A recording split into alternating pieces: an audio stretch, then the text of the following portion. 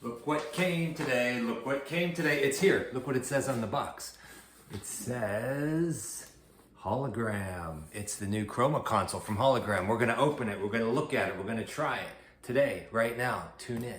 So let's see what we've got here. I really like how they use their own little sticker tape on the box. So you already know you're getting something special.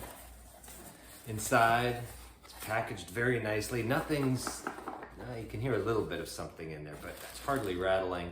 The box, look at that. Check it out. Look at this. That's not your average box. They've done something to the color. They've gotten very creative to give it the vibe of what the pedal is supposed to do. It's kind of drippy.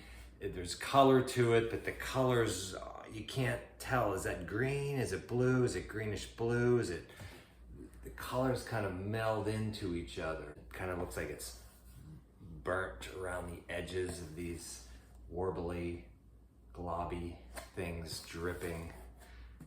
So that's it, the Chroma Console. All right. Nicely packaged, nicely boxed. Look at this. Nice, and it wraps around the box. Even the packaging. I'm sorry to put too much emphasis on this. I know we want to get to the pedal, but this is, you're paying money. Part of it is the feeling you get, and this all contributes to the feeling. Look at that. It's in there. It's hidden. You can kind of see it, but you can't really see it. There's a misty haze of fog around it. Hey, if you like the video, please click like and especially click subscribe. The more people that like and subscribe, the more people will see it, and then I can rise to stardom in the YouTube universe. Switched in there pretty well. We'll get to that in a second. We gotta get this thing out of here. You've seen it before, so it's not gonna be anything new. But wait, you haven't seen it with purple. What is this? What is this purple stuff here? It says low, medium, high, very high. The first time you use Chroma Console, you'll want to use calibration to set the overall input level for the pedal. Chroma Console's effects are designed to color, overdrive, and interact with each other, and they are most exciting when calibrated to match the signal level of your instrument. To calibrate, press and hold both foot switches until the indicator lights turn purple. And then it shows press and hold, press and hold. So I guess once you plug it in, you press and hold those. To automatically calibrate, play your instrument for a few seconds at a normal playing volume. Chroma Console will analyze your signal and place it into one of the 4 categories. These must be the 4 categories. So you've got low would be many lower output guitars or basses, instrument level synths, other low output instruments. So this would be maybe your vintage, your Telecaster with the vintage pickups. Medium would be many guitars or basses, parentheses, humbuckers, comma, stacked pickups, close parentheses, electric piano, some synths. High would be high output guitars, high/overwound active pickups. Very high is high output line level signals, modular, etc. Okay, and then you could do manually calibrate. Tap one of the 4 buttons to select your input level.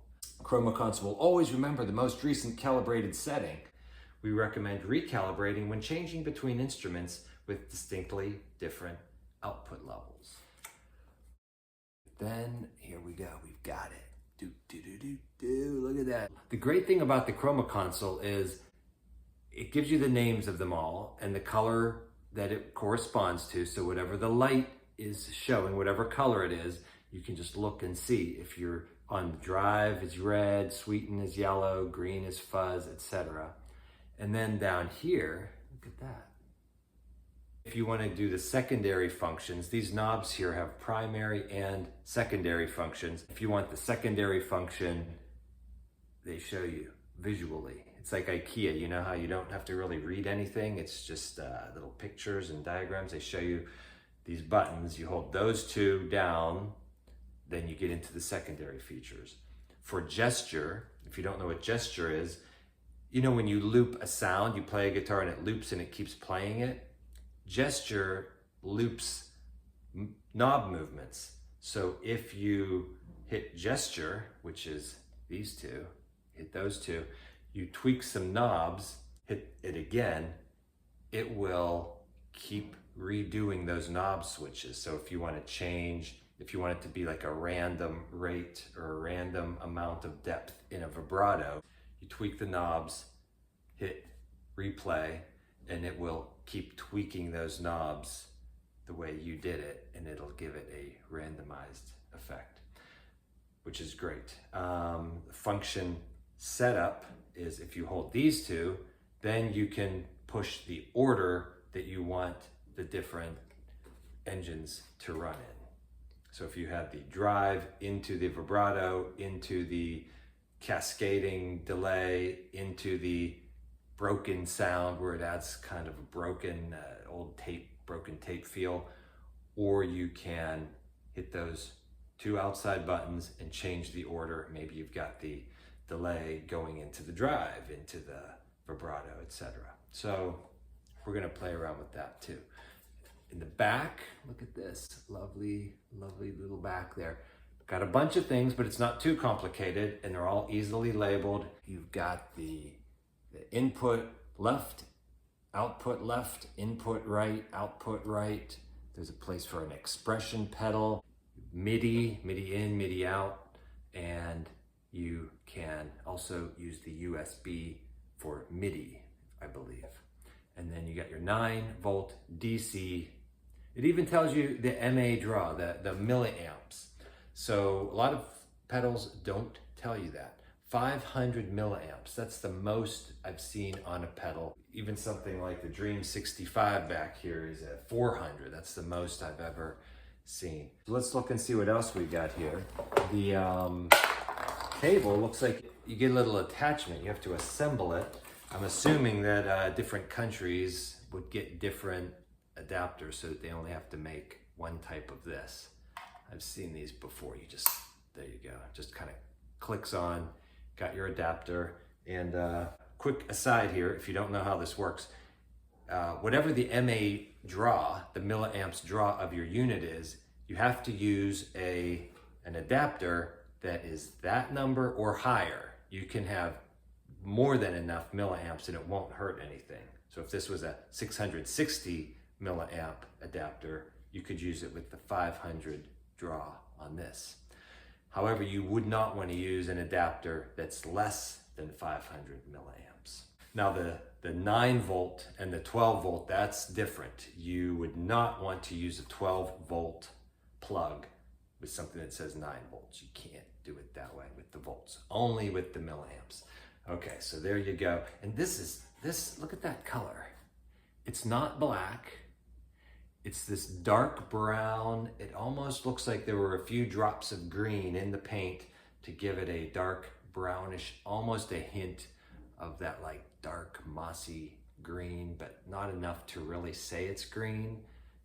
It's just great. And the color, it's this vintage, the old Macintosh computers, I think, from my memory, that was the color of them. So you're getting the impression that you have this 80s with the knobs. These are the types of knobs they would use on certain devices.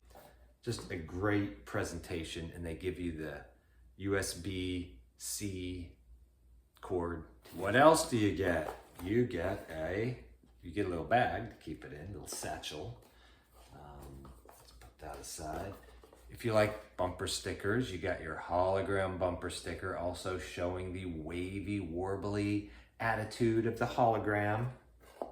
And then, a couple little books, little booklets. Look at that. Okay, you know what? This is different. We've got to highlight this. So, okay, this quick start. You used to always see quick start guides. You don't see that anymore. People have to either watch videos or you got to go online and download, and you know, it's nice to have a little quick start book. It's so easily laid out. It shows the 4 colors that correspond with the 4 colors, and it shows each of the engines and explains a brief explanation what it is. Drive is a tube-like drive with nothing but sweet spots. Sweeten is a pleasant preamp that adds EQ, compression, and gentle saturation. And And so you could read those and you get a feel for what it's doing, and you're going to appreciate the sound more. Shows the different modules, the different effects, you know, and it's big enough, but not too big. Something that you could read through, you're not overwhelmed by, but you get the gist of it. That is one of the amazing things about this pedal, that it's so advanced and complex, advanced in a way that makes it sound unadvanced. It's hard to get an old broken tape sound without having a real old broken tape. And so it's advanced in that way. And then an actual paper owner's manual where you can go into it in your late night reading. If you're having trouble falling asleep, you read some of that and you learn all the little ins and outs of it, everything that you wanted to know. So that is great. The one thing that I noticed is the bottom. Looks like it could get scratched just being on the floor, and I don't see little rubber feet in here. It seems like they would have included that, or if they'd had already some kind of attached rubber feet. I have seen online people selling little stands for these, but it's already, see how it's at an angle? You already kind of have it raised up a little. These stands, I guess, prop it up like that. But even that, you'd want something in there. Maybe they assume everybody's using Velcro. Let's get it hooked up, because all of this is cool. This is fun. It's nice. It's pleasant to hold. You can put it under your pillow and sleep with it. But what we really want is the sound. So let's get to that.